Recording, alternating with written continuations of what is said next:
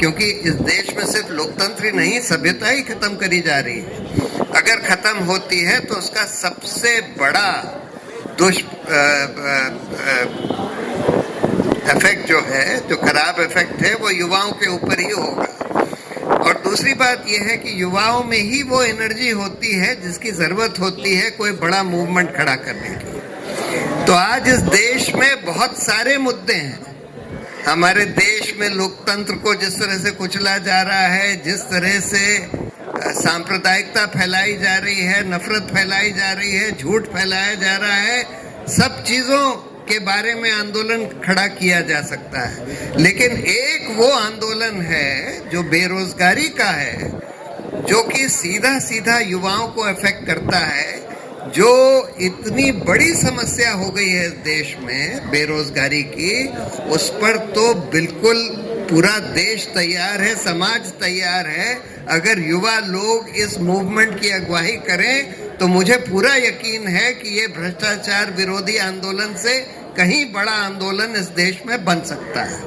और इसके 4 स्तंभ, मेरी राय में 4 स्तंभ होने चाहिए बेरोजगारी के आंदोलन के। पहला तो ये कि रोजगार के हक का कानून बने। जैसे हम लोगों ने बोला था कि लोकपाल का कानून बने, उसी तरह से हमको कहना चाहिए कि रोजगार का हक जो है इस देश में मौलिक अधिकार है और उसको कार्यान्वित करने के लिए कानून बनना चाहिए कि हर जना जो कि 21 साल से लेकर 60 साल की उम्र का है, उसको कम से कम न्यूनतम दर पर रोजगार मिलना चाहिए, कम से कम न्यूनतम दर पर। और अगर उसको ना मिल सके तो सरकार का दायित्व है कि उसको बेरोजगारी भत्ता उसका कम से कम आधा दिलवाए। ये जो नरेगा का जो कानून है, जिसमें 100 दिन की का रोजगार रूरल लोगों में, फैमिली में एक जने को मिलता है, उसी का ये एक्सपेंडेड वर्जन है।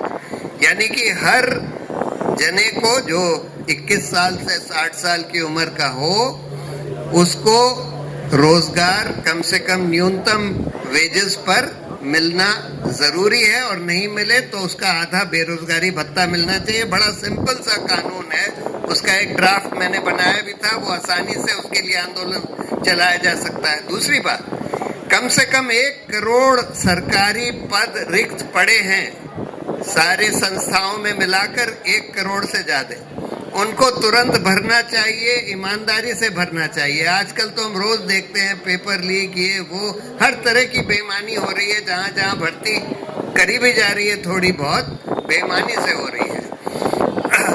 उसका एक युवा हल्ला बोल ने उसका एक वो बनाया था ढांचा कि किस तरह से आप रिक्त पदों की भर्ती कर सकते हैं ईमानदारी से 6 महीने के अंदर।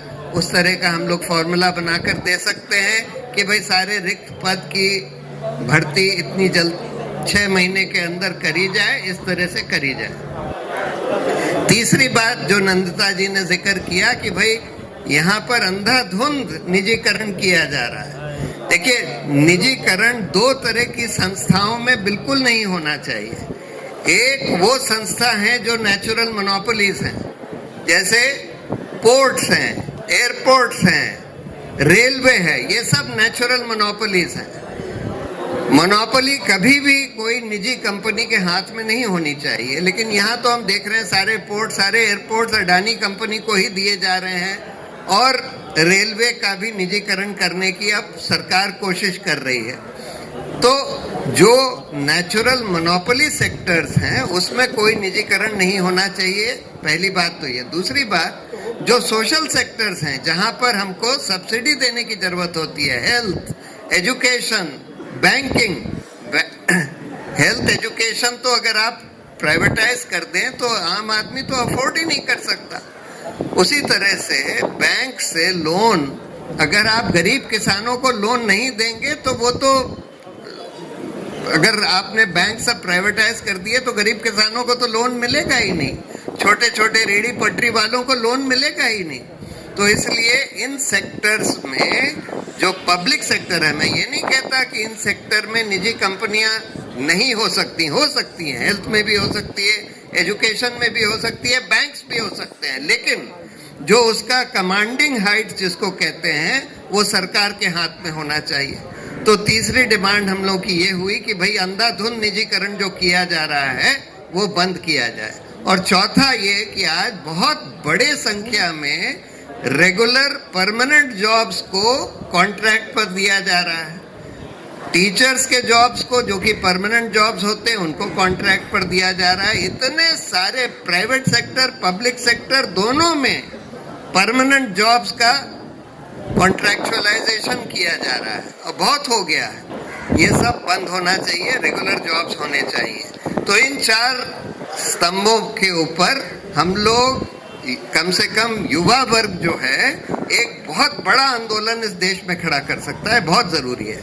एक लास्ट चीज मैं कहना चाहता था, देखिए अगर वैसे ही हमारे देश में लोकतंत्र को खत्म करने की पूरी कोशिश करी जा रही है, अब हम देख रहे हैं कि इलेक्शंस तो फ्री एंड फेयर होते ही नहीं हैं, क्योंकि जो रूलिंग पार्टी है उसके पास बेइंतहा पैसा है, सारी और पार्टियों से मिलाकर उससे भी दुगना पैसा है।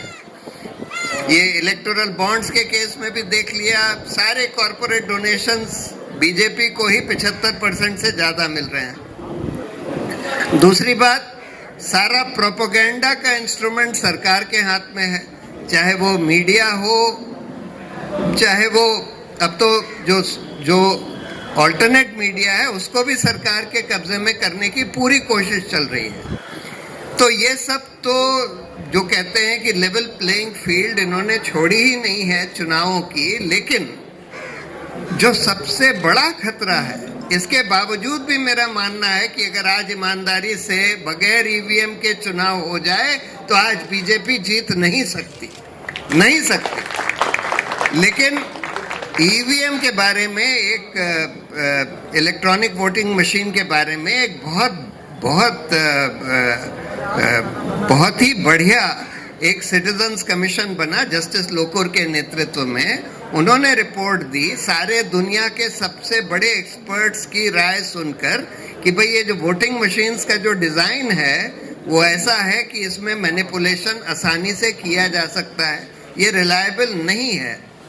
और करीब करीब सारे देशों में, दुनिया भर में ईवीएम्स अब हटाए जा चुके हैं, वापस पेपर बैलेट पे आया जा चुका है। हाल में बांग्लादेश में भी हुआ।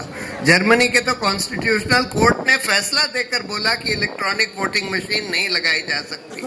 लेकिन यही लोग पहले जब ऑपोजिशन में थे तो डिमांड करते थे कि इलेक्ट्रॉनिक वोटिंग मशीन्स को हटाइए। अब ये सत्ता में आ गए हैं और 2017 में जो वीवीपैट मशीन है उसका भी डिजाइन बदल दिया। उसमें एक ट्रांसपेरेंट शीशा था, उसको हटाकर एक ब्लैक ओपेक शीशा लगा दिया, जिससे कि आप बाहर से अंदर देख ही नहीं सकते कि उस वीवीपैट मशीन के अंदर क्या हो रहा है, जब तक अंदर से एक लाइट बल्ब ना जले जो सिर्फ 7 सेकंड के लिए जलता है और उसके बाद बंद हो जाता है। उसके बाद आपको पता नहीं कि उसमें क्या छपता है, क्या नहीं छपता। तो इसलिए ये बहुत अनरिलायबल है। हम लोगों को एक बड़ा आंदोलन, धीरे धीरे ये आंदोलन कुछ वकीलों ने और कुछ और लोगों ने छेड़ा हुआ है और बड़ी तेजी से बढ़ रहा है। इसमें सारे युवा लोगों को शिरकत करने की जरूरत है कि ईवीएम हटाओ, लोकतंत्र बचाओ। तो बहुत सारे इश्यूज हैं जिसमें युवाओं को आगे आने की जरूरत है, लेकिन ये 1-2 ऐसे इश्यूज हैं, एक तो रोजगार का और एक ईवीएम का, जो पूरा हमारे पूरे आर्थिक व्यवस्था और हमारे लोकतंत्र के जड़ पर जाता है। इस पर तो तुरंत युवाओं को सड़कों पर उतरना चाहिए। यही मैं सब कहना चाहता था। अगर ऐसा होता है तो मुझे पूरी उम्मीद है कि हम इस लोकतंत्र को बचा पाएंगे, बीजेपी को हरा पाएंगे। जय हिंद।